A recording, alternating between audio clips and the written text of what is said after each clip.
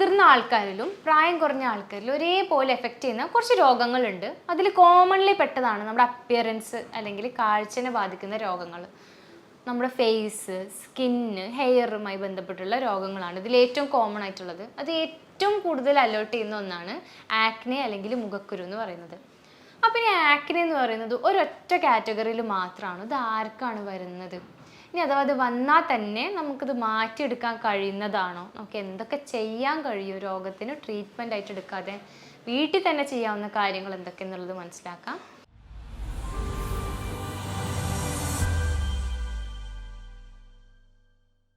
ഞാൻ doctor Raihana Rasheed, doctor ബാസസ് homeo hospital, Pandikkad, Malappuram ജില്ല. ഈ ആക്നെ എന്ന് പറയുമ്പോൾ നമ്മൾ ആദ്യം മനസ്സിലാക്കേണ്ട ഒന്നാണ്, ഇത് നമ്മളെ സ്കിൻ എന്ന് പറയുന്നത് നമ്മുടെ ബോഡിയിൽ ഏതൊരു ഓർഗനെ പോലെ തന്നെ വളരെ ബ്രീത്തബിൾ ആയിട്ടുള്ള ഒരു ഓർഗനാണ്.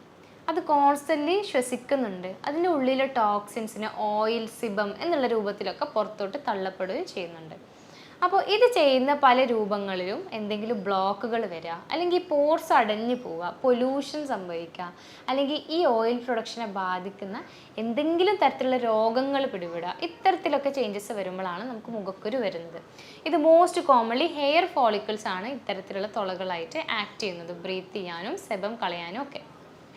അപ്പോൾ ഈ ആക്നെ ഒരു കാറ്റഗറി മാത്രമാണോ? ഏതൊക്കെ തരത്തിൽ നമുക്ക് ആക്നെ കാണാൻ കഴിയും?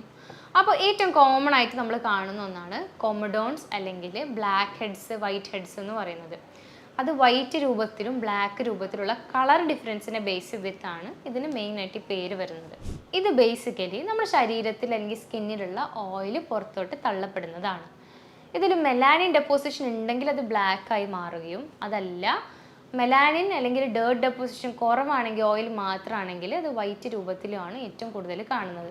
നമ്മുടെ നെറ്റിയുടെ ഭാഗങ്ങളിലായിട്ട്, ചീക്സിൻ്റെ സൈഡുകളിൽ കാണാം, ചിൻ അല്ലെങ്കിൽ താടിയുടെ ഭാഗങ്ങളിലൊക്കെ ആയിട്ട് അതിന് ഏറ്റവും കൂടുതൽ ഇത് കണ്ടുവരുന്നത്.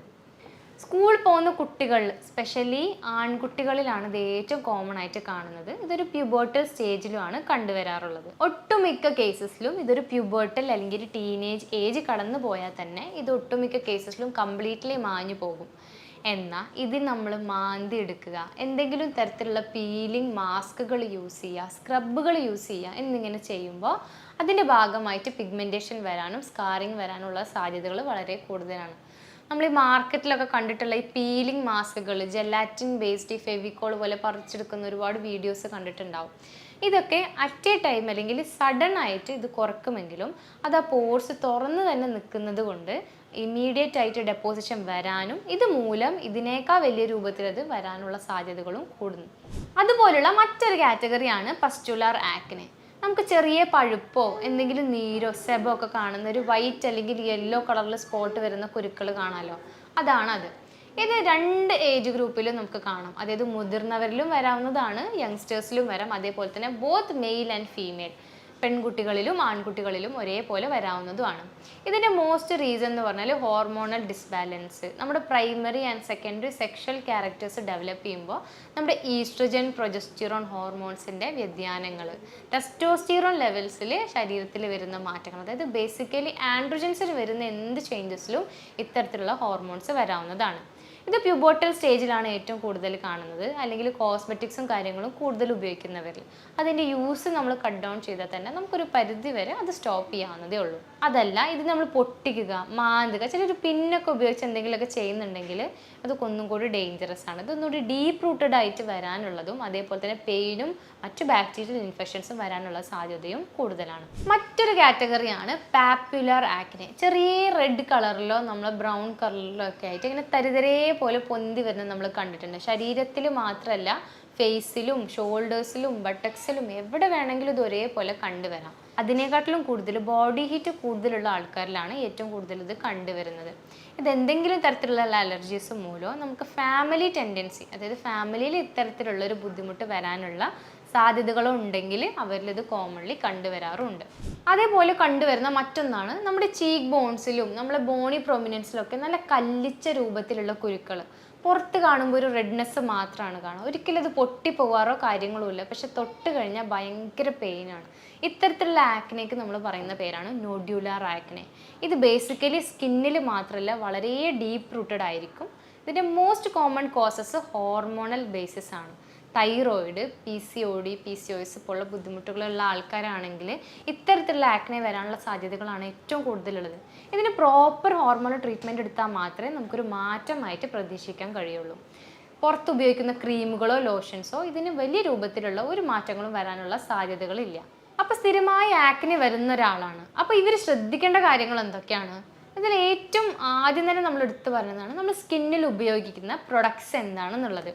ഒരിക്കലും ഒരു കറക്റ്റ് സൂപ്പർവിഷൻ ഇല്ലാതെ ആക്റ്റീവ് പ്രൊഡക്ട്സ് മുഖത്ത് ഉപയോഗിക്കരുത്.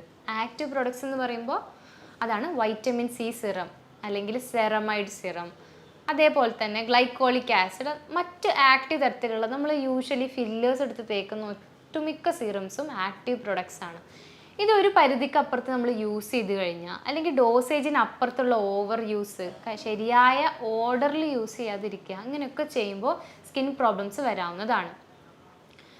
നിങ്ങളുടെ സ്കിൻ ഏതാണെന്നുള്ളത് മനസ്സിലാക്കി അതിന് ചേർന്നത് മാത്രം പ്രൊഡക്ട്സ് യൂസ് ചെയ്യുക.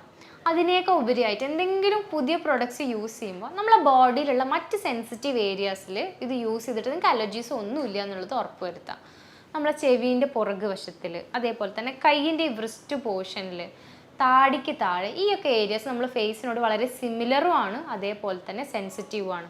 ഇവിടെ ഉപയോഗിച്ചതിന് ശേഷം അലർജിക് റിയാക്ഷൻസ് ഒന്നും ഇല്ല എന്ന് ഉറപ്പ് വരുത്തി മാത്രം ഇത്തരത്തിലുള്ള പ്രൊഡക്ട്സ് നിങ്ങൾക്ക് യൂസ് ചെയ്യാം. മറ്റും ശ്രദ്ധിക്കേണ്ട ഒരു കാര്യമാണ് ഈ സ്ക്രബ്സ് പോലുള്ള സാധനങ്ങൾ ദയവ് ചെയ്ത് നിങ്ങൾ ഉപയോഗിക്കരുത്.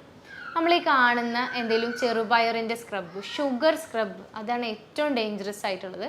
ഷുഗർ സ്ക്രബുകൾ ഉപയോഗിക്കുക, കോഫി സ്ക്രബുകൾ ഉപയോഗിക്കുക. ഇങ്ങനത്തെ ഫിസിക്കൽ എക്സ്ഫോളിയൻസ് നിങ്ങൾ യൂസ് ചെയ്യരുത്. നിങ്ങളുടെ സ്കിന്നിന് ആവശ്യമായ കുറച്ച് എസെൻഷ്യൽ ഓയിൽസ് ഉണ്ട്, അതിന് നാച്ചുറലി ദൈവം തന്നിട്ടുള്ളൊരു പ്രൊട്ടക്റ്റീവ് ബാരിയർ ഉണ്ട്. നമ്മൾ ഇത്തരത്തിലുള്ള ഫിസിക്കൽ എക്സ്പോളിയൻസ് യൂസ് ചെയ്യുമ്പോൾ ഇതിന് ഭംഗം വന്ന് ഇതൊരു ബ്രേക്കേജ് സംഭവിക്കുന്നു. അതുമൂലം ചെറിയ സ്ക്രാച്ചുകൾ വീഴാനും, ഇനി അഥവാ കുരുക്കളുള്ള ഒരാളാണെങ്കിൽ അതിൻ്റെ സ്കാറിങ് അല്ലെങ്കിൽ ഫൈബ്രിൻ ത്രെഡ് ഡെപ്പോസിഷനൊക്കെ കൂടാനുള്ള സാധ്യത വളരെ കൂടുതലാണ്. മറ്റു കോമൺ ആയിട്ടുള്ള മിസ്റ്റേക്ക് എന്ന് പറയുന്നത് യൂസ് ഓഫ് കോസ്മെറ്റിക്സ്. ഒട്ടുമിക്ക കേസസിലും നമ്മുടെ ഇന്ത്യൻ സൊസൈറ്റിയിൽ കോസ്മെറ്റിക് യൂസ് ഇത്രയും കൂടാനുള്ള ഒരു മെയിൻ റീസൺ സെലിബ്രിറ്റി ലൈഫ് സ്റ്റൈലിന് ഇൻസ്പയർഡ് ആയിട്ടാണ്. പക്ഷെ മോസ്റ്റ്ലി നമ്മൾ നെഗ്ലക്റ്റ് ചെയ്യുന്ന ഒരു ഫാക്ടർ എന്ന് പറയുമ്പോൾ ഒരു സെലിബ്രിറ്റി ലൈഫ് സ്റ്റൈൽ വെറും 5 to 10% മാത്രമാണ് ഈ മേക്കപ്പ് അല്ലെങ്കിൽ ഇത്തരത്തിലുള്ള പ്രോഡക്ട്സ് അവരുടെ ലൈഫിലുള്ളത്. അവരുടെ മേജർ ലൈഫിൽ ഇവൻറ്റുകളും പ്ലാനിങ്ങും പോകുന്നത് അവരുടെ ഡയറ്റും എക്സസൈസും അവരുടെ ബാക്കി ജനറൽ ഹെൽത്തിനെ മെയിൻറ്റെയിൻ ചെയ്യാനാണ്. അങ്ങനെ ഹെൽത്ത് മെയിൻറ്റെയിൻ ചെയ്യുന്ന ഒരാൾക്കാണ് ഇത്തരത്തിലുള്ള ഹൈ എമൗണ്ടിലുള്ള പ്രൊഡക്ട്സുകളും കോസ്മെറ്റിക്സും അവരുടെ സ്കിന്നിന് ടോളറേറ്റ് ചെയ്യാൻ കഴിയുള്ളൂ. ഒരു ഇന്ത്യൻ സൊസൈറ്റിയിലുള്ള ആവറേജ് ഒരാളുടെ ലൈഫ് സ്റ്റൈൽ സംബന്ധിച്ച് ഇത്രയും സ്ട്രിക്റ്റ് ആയിട്ടുള്ള ഒരു ഡയറ്റ് ഫോളോ ചെയ്യാനോ അല്ലെങ്കിൽ എക്സസൈസ് ചെയ്യാനോ നമുക്ക് കഴിയില്ല. അതുകൊണ്ട് തന്നെ ആ ഒരു ഇൻറ്റൻസിറ്റിയിലുള്ള ക്രീമുകളും സെറമൈഡ് ക്രീംസ്, മറ്റു തരത്തിലുള്ള സീറംസ് ഒന്നും നമുക്ക് ആവശ്യമില്ല. ഇനിയിപ്പോൾ യൂസ് ചെയ്താൽ തന്നെ നമ്മുടെ സ്കിന്നിന് അത് ഉപകാരത്തിനേക്കാൾ കൂടുതൽ ദോഷം ചെയ്യാനുള്ള സാധ്യതയാണ് ഏറ്റവും കൂടുതലായിട്ടുള്ളത്. അതുകൊണ്ട് തന്നെ ആ തരത്തിലുള്ള ഒരു ലൈഫ് സ്റ്റൈൽ നിങ്ങൾക്ക് മെയിൻറ്റെയിൻ ചെയ്യാൻ കഴിയില്ലെങ്കിൽ ഒരിക്കലും അത്തരത്തിലുള്ള പ്രൊഡക്ട്സും നിങ്ങളുടെ ലൈഫിലേക്ക് ഇൻകോർപ്പറേറ്റ് അല്ലെങ്കിൽ യൂസ് ചെയ്യാതിരിക്കാൻ വേണ്ടി പ്രത്യേകം ശ്രദ്ധിക്കണം. ഇതല്ലാതെ നമ്മൾ കോമൺലി കാണുന്ന മറ്റു ബുദ്ധിമുട്ടുകൾ, അതായത് ഹോർമോണൽ ആക്നെ ഉള്ളവരാണെന്നുണ്ടെങ്കിൽ അവർ ശ്രദ്ധിക്കേണ്ടത് ഈ സ്കിന്നിനെ സംബന്ധിച്ചുള്ള പ്രൊഡക്റ്റുകളോ ക്രീമുകളോ ഒരിക്കലും നിങ്ങൾക്കൊരു സൊല്യൂഷൻ അല്ല.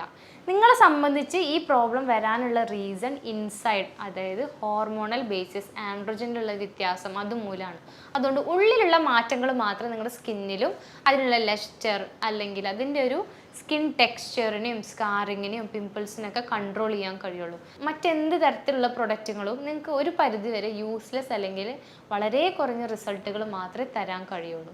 ഇതുവരെ പറഞ്ഞതൊക്കെ നമുക്ക് വരാവുന്ന കാര്യങ്ങളും അതുകൊണ്ട് വരുന്ന ദൂഷ്യഫലങ്ങളും കാര്യങ്ങളൊക്കെയാണ്. പക്ഷേ നമുക്കത് മെയിൻറ്റെയിൻ ചെയ്യണം എന്നുണ്ട്, ഹെൽത്തി ആയിട്ട് വെക്കണം എന്നുണ്ട്. ഓൾറെഡി പിമ്പിൾസ് ഉള്ള ഒരാളാണ് അവരപ്പോൾ അവർക്ക് എന്തൊക്കെയാണ് ശ്രദ്ധിക്കേണ്ടത്, ചെയ്യാൻ കഴിയുക?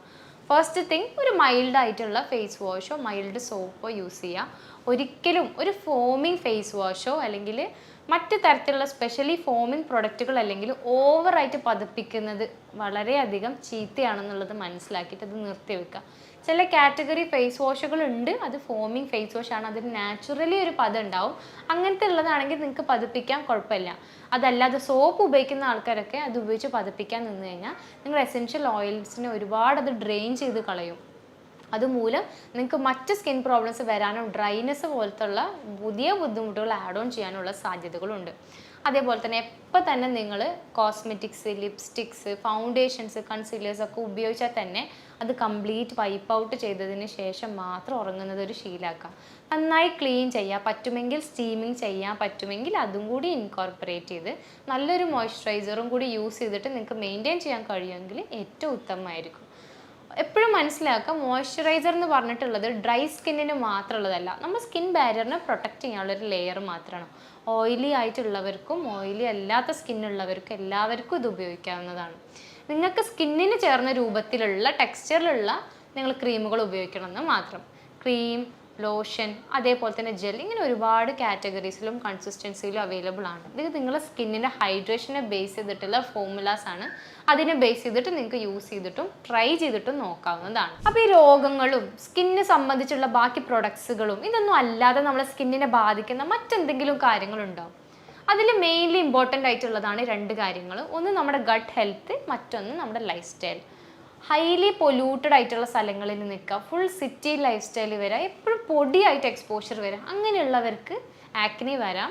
നിങ്ങൾ ആ എൻവയോൺമെൻറ്റിൽ നിന്ന് മാറി നിൽക്കുകയോ അല്ലെങ്കിൽ ക്ലെൻലിനെസ് മെയിൻറ്റെയിൻ ചെയ്യുകയോ ചെയ്തു കഴിഞ്ഞാൽ നിങ്ങൾക്ക് അത് കുറക്കാവുന്നതേ ഉള്ളൂ. എന്നാൽ മറ്റൊരു കാര്യം, ഗട്ട് ഹെൽത്ത്. നമുക്ക് വയറ് സംബന്ധിച്ചുള്ള ഒരുപാട് രോഗങ്ങളുടെ ഭാഗമായിട്ടും നമുക്ക് മുഖക്കുരു വരാവുന്നതാണ്. ഫാറ്റി ലിവർ, റിക്കറൻ്റ് ഇടയ്ക്കിടയ്ക്ക് വരുന്ന ഗ്യാസ്ട്രൈറ്റിസ്, വയറ് സംബന്ധമായിട്ടുള്ള മറ്റു ബുദ്ധിമുട്ടുകൾ, സ്പെഷ്യലി കുട്ടികളിലാണെങ്കിൽ ഒരിക്കലും ട്രീറ്റ് ചെയ്യാൻ കഴിയാത്ത വിരകൾ, അതായത് കണ്ടിന്യൂസ് വിരശല്യം വരുന്നുണ്ടെങ്കിലും സ്കിൻ പ്രോബ്ലംസും അതിൻ്റെ ഭാഗമായിട്ട് കുരുക്കളും വരാവുന്നതാണ്. ഇത് ആ ഒരു രോഗത്തിൻ്റെ ട്രീറ്റ്മെൻറ്റ് നിങ്ങൾ ഉറപ്പ് വരുത്തിയാലോ അതിനെന്തെങ്കിലും ചേഞ്ചസ് വരുത്തിയാലോ മാത്രമേ ഒരു സൊല്യൂഷനായിട്ട് നമുക്ക് വരുത്താൻ കഴിയുള്ളൂ.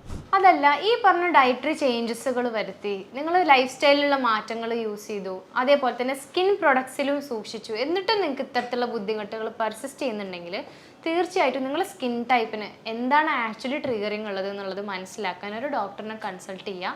അതുമായി സംബന്ധിച്ചുള്ള നിങ്ങൾക്ക് സ്പെഷ്യലി ഇൻഡിവിജ്വലൈസ്ഡ് ആയിട്ടുള്ള ട്രീറ്റ്മെൻറ്റുകൾ അവൈലബിൾ ആക്കുക. ഇതിന് വളരെ നല്ല ട്രീറ്റ്മെൻറ്റുകൾ ഹോമിയോപ്പതിയിൽ അവൈലബിൾ ആണ്. അതല്ല, ഇത് സംബന്ധിച്ചുള്ള മറ്റെന്തെങ്കിലും ഡൗട്ടുകൾ നിങ്ങൾക്ക് ചോദിക്കാനാണെങ്കിൽ ഈ താഴെ കാണുന്ന നമ്പറിൽ നിങ്ങൾക്ക് കോൺടാക്ട് ചെയ്യാവുന്നതാണ്. ഞാൻ doctor Raihana Rasheed, doctor Basil's homeo hospital, Pandikkad, Malappuram ജില്ല.